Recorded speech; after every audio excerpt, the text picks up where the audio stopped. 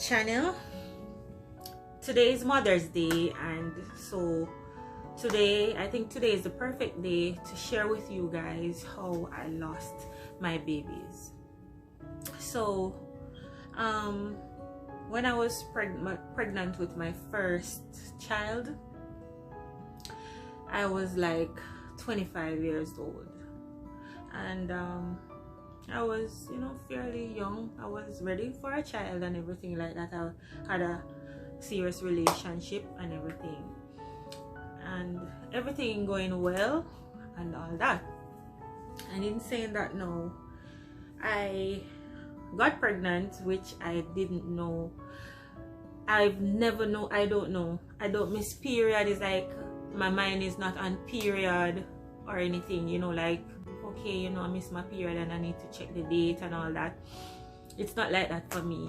I just get pregnant, and when I'm in like my 3rd month, then even in my 3rd month, I don't know that I'm pregnant. It's my partner feel everything. So I was at work one day, and I'm a cosmetologist. I was at work, and one day my co-workers look at me, and no, she was eating her food. She was eating fried chicken, and all the time she was having her lunch, I would want like the bone of the chicken. I would say, give me the bone of the chicken and all of that, and but I still don't have an idea. And she said, Nikki, how that all the time you just want the bone? So you're pregnant? And I said, no, I'm not pregnant. And she said, take out your breasts and let me see it. I said, how the hell am I going to take out my breast? And she said, Nikki, I'm older than you. Take out your breast and let me see your nipple. So I went in the bathroom and I showed her. And she said, see, your nipples are wider and they get really dark. And she said, okay, if you don't believe me, go and get a test. And so I ran and I got a pregnancy test. I went in the bathroom and I did what I was supposed to do. It didn't show up same time, so I left it in there and I went ahead and do something, and then when I went back and checked it, it was two lines on it. And she said, see, and that right there and then I took myself and I went over to the doctor, and I got a checkup, and the doctor did another test, and yeah, so so funny. So yes, and she took my phone and she messaged my boyfriend, my baby father, and tell him congratulations. That would be my phone, right? So congratulations. And him now not knowing what happened, and so when I went home and everything, it's like he was sick. Even that day, that same day, he was sick. He was really, really sick. He had like flu, vomiting, and he was like throwing up all over the place and everything. And I'm still just normal. I'm just normal, not feeling anything. Just found out that I'm pregnant, yes, but still not feeling anything. So him get all the symptoms, him sick, him vomit and everything.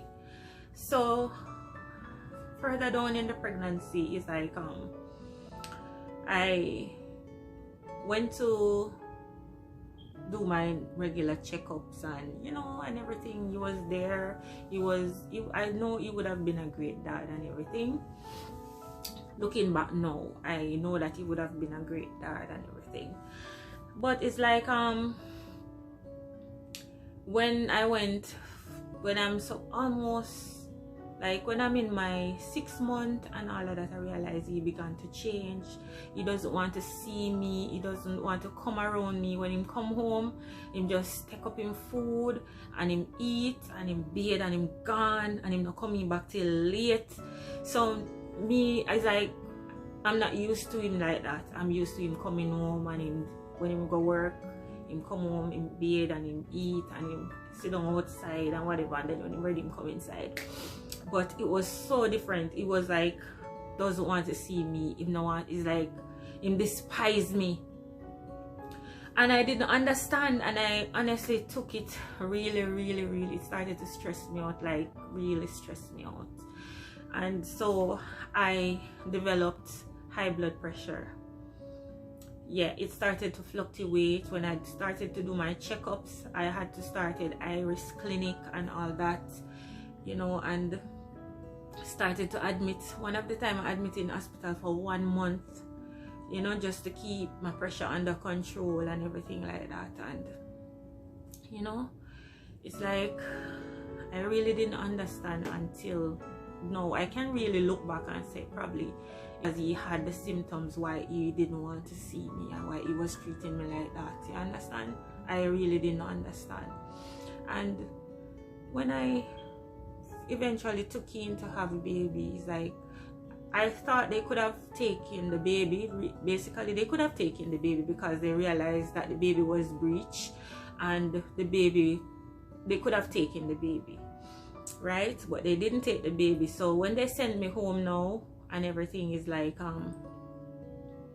they send me home telling me, put me on medication and everything, tell me that everything is all right, which everything wasn't all right, because you know, you have high blood pressure, and it looks like I only have high blood pressure during pregnancy. I don't know if it's just it, because I only got pregnant twice, and the first one was full term, and the second one I didn't know that I was pregnant, and I fell and lost it. So it's like when on my way to, I didn't even know that I was in labor, because I was like peeing every minute. And I was talking to my auntie from Kingston. She called me and we were talking, and you know, I was telling her what's going on with me and everything. And I told her how he's behaving and things like that, and he wasn't home even when I was in labor. And I had to call one of his sister-in-law, and she took me to the hospital. And on my way to the hospital, they had to stop every 5 minutes or so. I had to be peeing.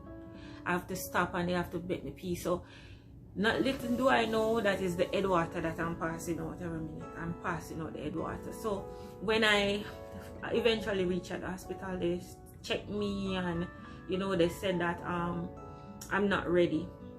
So they put me in a room. I was in pain. I was feeling some excruciating pain. Let me tell you something, man.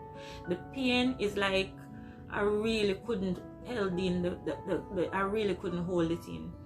And the nurse put me in a room, and I was there, and it's like I was trying to hold in the pain, but I just couldn't. So when the pain whacked me, I have to bawl out. The nurse started to get angry at me and tell me that I need to stop my noise because I'm waking up the other patients and stuff like that. You understand? I make too much noise and all of that. I just couldn't, honestly to God, I really couldn't help it, because the pain was on and off, and when the pain come on, it whacked me hard, whacked me. You understand? And she put me in the labor room, and she distinctly told me that it's not because I'm ready, it's because I'm making too much noise. You understand? And that time the baby was inside of me struggling. You understand? And I don't want to cry. And she put me in the labor room, and she gave me a nurse, and I can't remember, the nurse was really old. And I'm not saying that she wasn't a good nurse, but she was really old and she was slow. So when she was supposed to give me the injection to induce the pain, to help me to have the baby, it's like it was taking too long. Anyhow, when she eventually she got the chance and give me the injection and thing like that, it was already too late. So when I started to push, the pain come on and started to push and everything, I really didn't even know how to push. They didn't even tell me what to do. I don't know. So I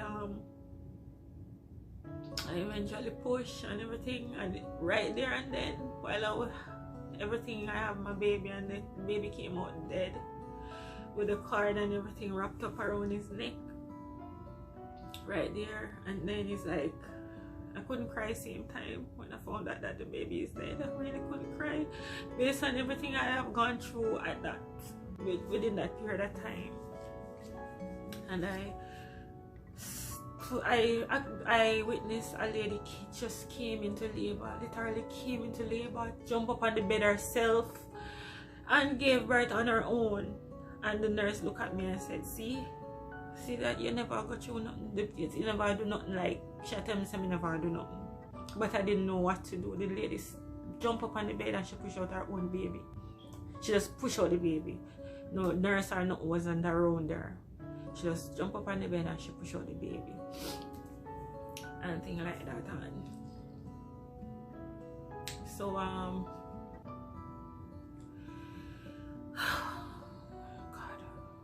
So you know, I did everything I could for that, you know, for preparation for that, for welcoming that baby and everything. I did everything a mother would possibly do. I bought his own Chester drawer. I saved and bought his own Chester drawer. I do that. Them time it was like $20 coins, so I saved $20 coins and bought his, you know, buy up him nice stuff. And my dad was really excited. My dad even thought it was a girl. Daddy bought earrings and everything and all different kind of nice stuff for the baby, and the baby wasn't, you know, the baby didn't live.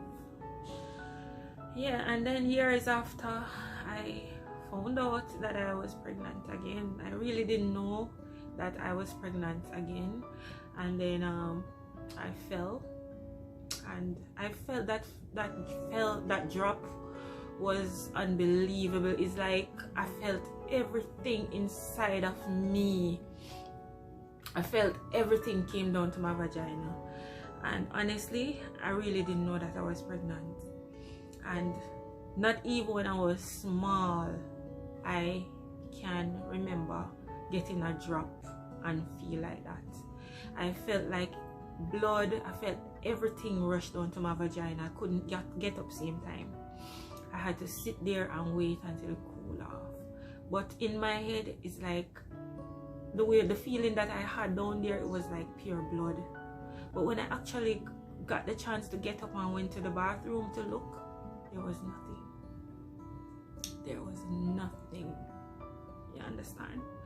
So when I actually found out that I was pregnant now, and I started to do the checkup for my second child, I realized that the gynecologist told me that there was only the sac, and the doctor told me, well, I actually told him that I fell, and he told me that the umbilical cord that was supposed to attach to the baby is detached, so the baby wasn't getting any nutrients, so the baby wasn't growing. There was just only the sac because the baby couldn't grow, so they had to do a D&C to take it out.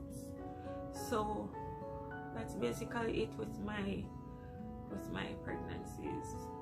I try to look at it in a positive way, to say I probably wasn't supposed to have children for those men, and God wants me to have, probably God doesn't want me to have kids for those men. Probably God wants me to know that there is still hope, but I just need the right partner. So that's how I look at it.